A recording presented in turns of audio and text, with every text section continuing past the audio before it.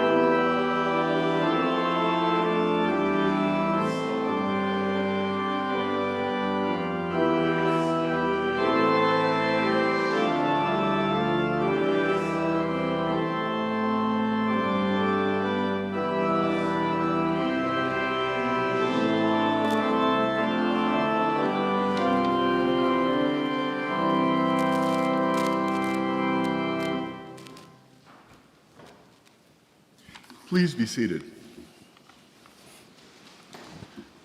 Good afternoon and welcome to Calvary Episcopal Church. This is our 103rd, I believe, Lenten preaching series.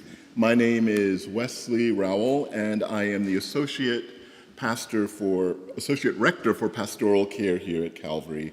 And it really is a gift to see so many of you here today and know that many others are joining us online. However you found your way here today, we are glad you are here. As we settle in together, just a few gentle reminders. If you'd like to give thanks for the richness of this season and this series, you will see a QR code in your bulletin next to information about the Marcus Borg Fund.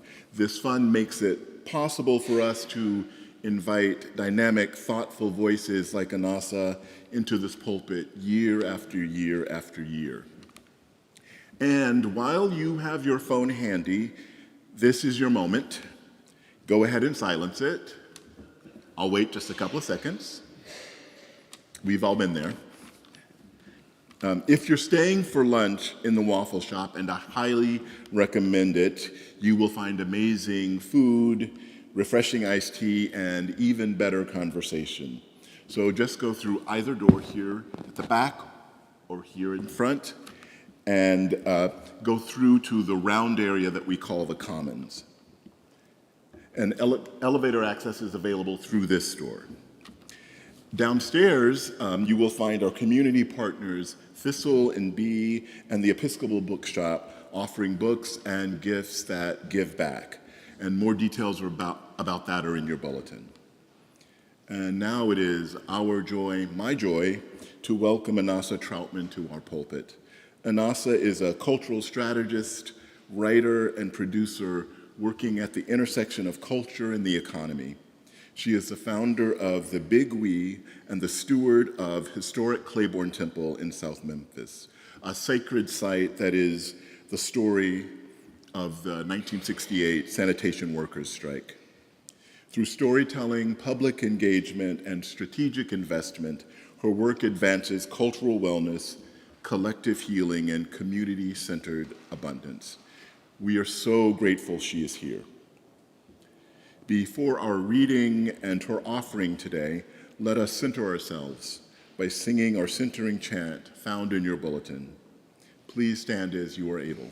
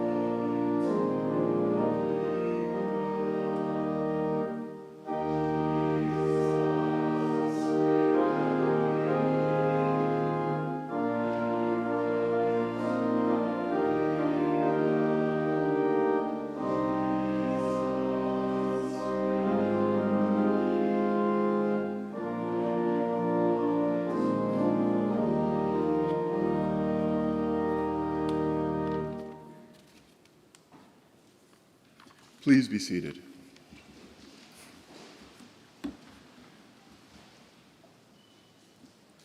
A reading from the Gospel of John. So again, Jesus said to them, "Very truly I tell you, I am the gate for the sheep. All who came before me are thieves and bandits, but the sheep did not listen to them. I am the gate. Whoever enters by me will be saved and will come in and go out and find pasture. The thief comes only to steal and kill and destroy. I came that they may have life and have it abundantly." Here ends the reading.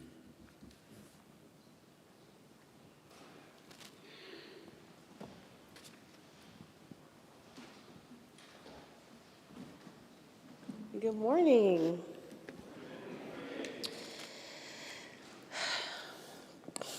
I have so much to say to y'all this morning. None of it's on my iPad. I'm gonna control myself today.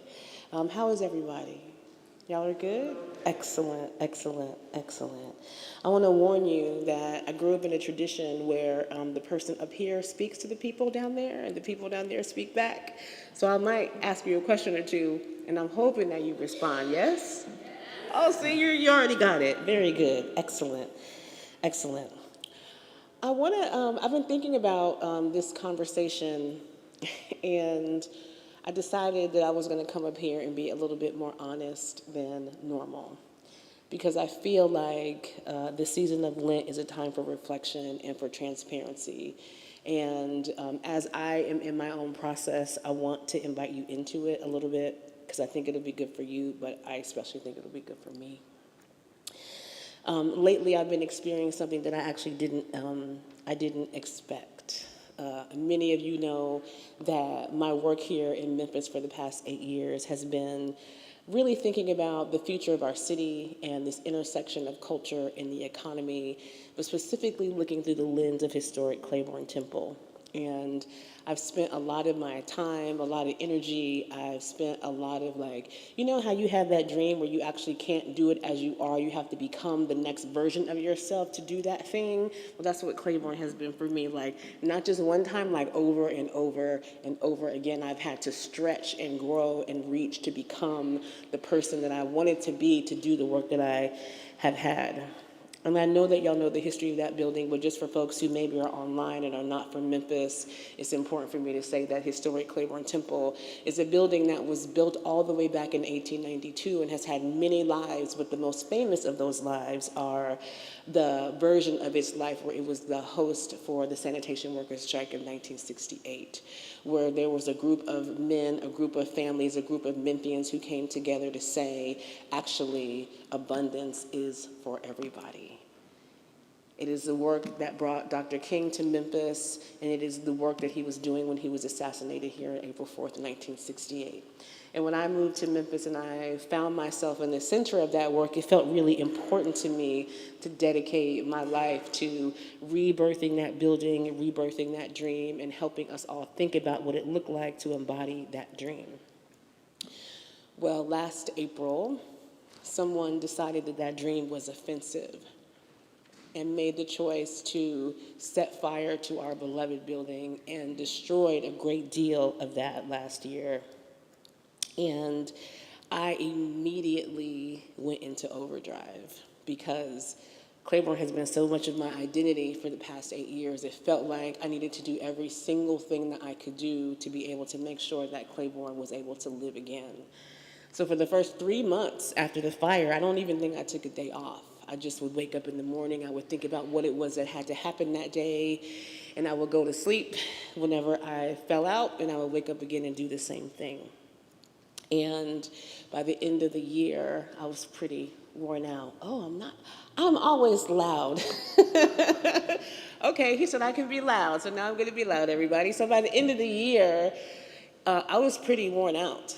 I was, I guess what you call burnt out, I guess. Yeah, I was in pretty bad shape, so I decided to take some time off. So at the end of last year, I took the advantage of the Christmas break. We usually close anyway for 2 weeks, so I took 4. It felt very luxurious. I felt guilty. I didn't feel like I had the right, but I did it anyway because I felt like at that point I didn't have a choice. So I have a friend who is also a funder who was like, you are at your breaking point and we need you to go and rest. We all need you to go rest. And I ended up in Hawaii, of all places, which is like, I mean, have you been to Hawaii? It's pretty sweet. And, and I spent 4 weeks drinking water, the basics, like getting back to normal, eating vegetables and taking walks outside and praying and meditating and reading and really working to find my center again. And it wasn't easy, but I was able to do it. And as I prepared to come back home to Memphis, I remember sitting in the middle of a grove of trees, and I had a moment where I wondered what it would be like to just stay there, like forever. And I wasn't just like a whimsy, like, oh, it would be so cool to live in Hawaii. I was like, what if I just don't go back? What would it, I don't know why it makes me emotional, but I thought to myself, what would it be like just to live in paradise? Yeah. But I knew that that wasn't real. I knew that I was not going to do that. It lasted just like 30 seconds, and I was like, girl, get out of here. Go pack your bag. My work that I do here and the life that I have found in Memphis is very meaningful to me. It feels like I found my purpose here. It feels like I found my people here, and it feels like I get to think about healing and possibility literally every day, all day long. And I really enjoy the work I'm doing, but I also think it's what the world needs from me. I think that this is the reason why I came to this city, and maybe why I came to this planet. This is getting really dramatic, y'all. I didn't think I was gonna do this up here. I was like, I'm gonna go and talk about my work. It's gonna be so amazing. But But the truth is, like, as much as I love my work and as much as I love the people I've met here and the folks who I call my family, the work that I do is really hard. And sometimes this city is really hard. Anybody else have that experience of life? Yep. I had this experience of life that the thing that is my calling and the thing that I know is my vocation sometimes feels outside of the possibility of the life of rest and realization, if I'm being honest. But I have a friend, my best friend, her name is Cheryl, and we we were having a conversation one day, and she was talking about ease. She was using the word ease, E-A-S-E. And she was like, something, something, something with ease. And I was like, what? Like, I literally couldn't hear the word. And she was like, ease. And I said, eggs? You're doing it with eggs? And she said, no, ease. And I realized in that moment how far away my consciousness was from being able to just be like, yes, things don't have to be hard all the time. Things can just be with ease. Somebody say ease. Yeah, that feels good, right? When you say it, ease. Yes. So while I was away in Hawaii, I had several moments of ease. And I got to feel what it would feel like to have it all the time. And I thought about like what it would be like to choose a quiet life, what it would be like to live in a place that literally everywhere you look, it looks like peace, from the trees to the ocean to the flowers to the sky. That place is amazing. If you haven't been, you should go. But when I really thought seriously about walking away from this place for those 30 seconds, those long, infinite 30 seconds, I felt something pulling me back. It wasn't guilt, and it wasn't like pressure, it wasn't obligation, it wasn't any of that. It really felt like purpose. And it felt like the path that I had chosen was the path that I was meant to be on, and anything else, no matter how easy or flowery or oceany, was not the right place for me. And when I made the choice to pack my bags and come home, I was instantly filled with hope and with beauty. Maybe not with ease, but definitely with hope. And what I know now more than ever is when you walk up to the door that is your destiny and you prepare to walk through that door is not always covered with sunshine and roses. Sometimes the door that you have to walk through, and maybe every time the door that you have to walk through to get to your destiny is covered with thorns. But that door is your door. It's yours to walk through. That door is an invitation into your future. It's like a portal into the promise that God has for you in your life. That door is a transition point. It's a sacred threshold. In the scripture that we're talking about today, Jesus says, I am the door of the sheep. And what I love about Lenten season and this moment of reflection is that I have always thought of Lent as a doorway itself. It is the space in between who we are in this moment and who we can become. Lent is the moment between the wilderness and resurrection. It's the moment between survival and abundance. And it asks us, who are we becoming? And what are we willing to do to become who we are meant to be in God's eyes? You ask yourself that question sometimes, especially during Lent? The other thing it asks us is what we're leaving behind. Because once you go through the door, you're through the door.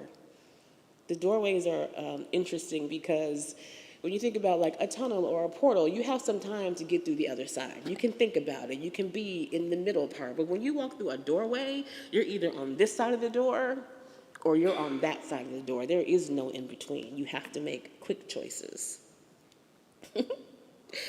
When we walk through doors, much courage is required. Yes? Courage. Somebody say courage. Courage. Those doors, when we walk through them with courage and clarity, they can lead to a life more abundant. But it requires something of us. It requires more than responsibility. It requires more than obligation. Being able to cross those thresholds requires deep love from us. I realized that the tension I was feeling at the end of my time in Hawaii was a choice that I was making. It was not based on how daunting my path was or how hard things would be when I come home. The reason why I made the choice to come home was because the measure I was using was how much I love this place. The measure I was using was how much I love you. The measure I was using is how much I love Claiborne Temple and how much I love the vision that Claiborne Temple has given me about who we can be as people who live in this city together. Yes? It felt like the opportunity to think about what it meant not just to flourish because I was in a place of beauty and ease and lots of water and fresh vegetables, but it felt like what the possibility of what it meant to flourish in a place just because there was a lot of love there. But that's the hard way, but it's the right way. For me, the something that brought me home was this city. And I want to say clearly today, because I've spent so much time thinking about this in my time since I've been back, is that Memphis is a really, really bright and beautiful place. Hawaii is magical, and it's a little bit of a fairyland, but it don't got nothing on Memphis. Let the church say bright and beautiful Memphis. That was your turn, y'all. Yeah, come on, hold on. We're gonna try that again. Let the church say bright and beautiful Memphis. Very good.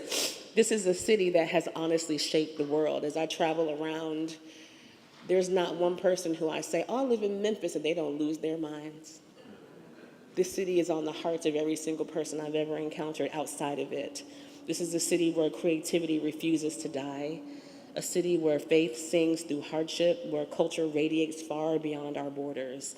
Memphis is not just a place with needs. We're always talking about what Memphis needs to do, how hard it is, what we need to. But Memphis is actually a place of light for many, many, many people. And yet Jesus warns us that the thief comes to steal and kill and destroy. But it's not because the light and the abundance isn't real. It's because the abundance actually attracts resistance. Thieves don't break into empty houses without things of value inside. They show up when something valuable exists, and they either want it for themselves or they just don't want you to have it. And yeah, Memphis has faced and is facing some thieves, right, here in Memphis. I know that we think of thieves as people, but there are other ways that I'm starting to think of the thieves. And we need to look really not very far to see the thieves that have violated us collectively and individually. Sometimes the thieves are the systems that have disinvested in one neighborhood or another. Sometimes the thieves are the narratives that tell us that we aren't enough as a city and that we can't get along. Sometimes the thieves are the forces that try to steal our hope. And even in naming the thieves, the things that work to steal our joy or steal our imagination or steal our hope or steal our sense of possibilities, the thieves don't just come for us as human beings one by one. Sometimes the thieves come for our whole city. And if we tell the truth about Memphis, we also know that for hundreds of years, thieves have tried to steal the collective abundance of this place. That's so funny. You guys know how when you're talking to people and then you have an internal dialogue? I just had a whole conversation without you, and it was really funny. So last year, when somebody made the choice to intentionally set fire to Claiborne Temple, which is our sacred space, those flames were more than just symbolic. Those were thieves who were attempting to intimidate us. They were thieves who were hoping to squash our hope and to exhaust our vision and exhaust our resources, exhaust our bodies, and attempt to make us question whether or not the restoration of that sacred space was even possible, much less worth the effort. But what I saw in response, not just from my team and the people who are around me every day, but from strangers in Walgreens, people on the airplane, people on the internet, people on the news, was not defeat, and it was not destruction. What I saw in the face of that tragedy was love rising. What I saw was community gathering. What I saw was people telling me that we will rebuild. I never even had to say it. Strangers on the street coming to me asking me, what do you need? Have you eaten today? The kindness that I experienced from this place in the hardest moment of my life, I will never forget. And it's the thing that made me come home, even from Hawaii. What God has ordained cannot be taken by thieves and cannot be taken by fire. because every time something has tried to dim this city, the people of Memphis have risen. The culture of Memphis has risen. The stories of Memphis has risen. The faith of this city has risen. Everybody say, we rise. Yes. Jesus says, whoever enters through me will find pasture. And the most important thing I can tell you today is that pasture means nourishment, it means rest, it means provision, it means safety, it means joy. And I think that God's vision for us, Memphis, is not just for us to survive, but is meant for Memphis to be a pasture. A city where creativity feeds people, where culture nourishes people, and where community restores people, a place where faith sustains us, each one of us. Say, Memphis is a pasture. Yes. Say it again, I didn't believe you. Say, Memphis is a pasture.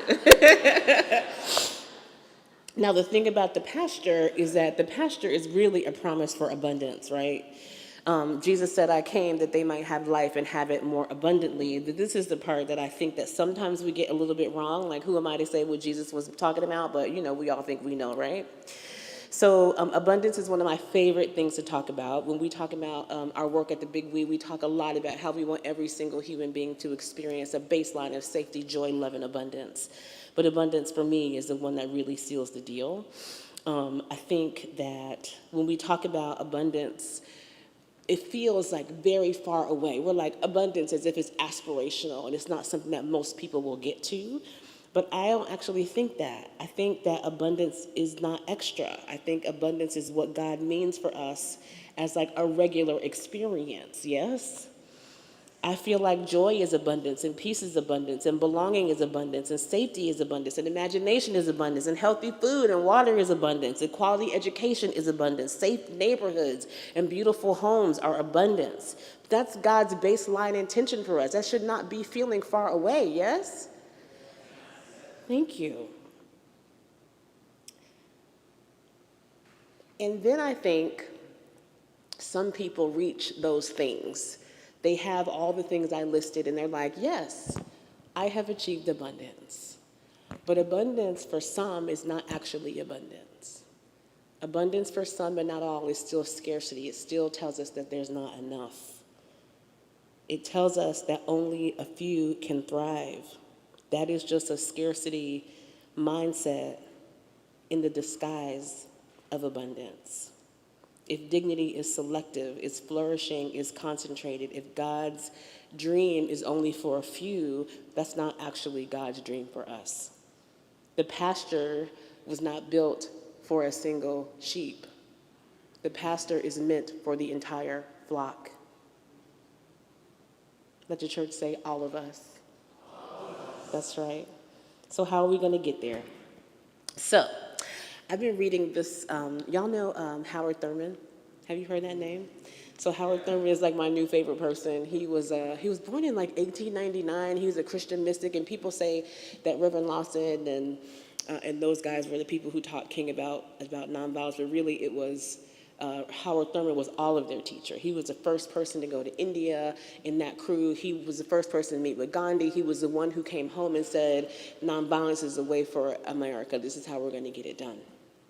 So Howard Thurman was amazing because not only was he thinking about political strategy and social strategy, but he also knew that the pathway to collective liberation and to the pasture for all of us was actually through our own individual development. Howard Thurman said, don't ask what the world needs from you. Figure out what is going to make you come alive and go do it. Because what the world actually needs is people who have come alive, yes? And so the thing that I want to leave you with today is that I want you to find the thing that is going to bring you home. Find the thing that makes you want to come back. Oh, no, not you. You don't get to talk. Find the thing that will make you leave paradise and come home and do your work. And then find the people around you who you can do that work with, because you cannot, you must not, and you should not do it alone. Yes? Thank y'all for your time.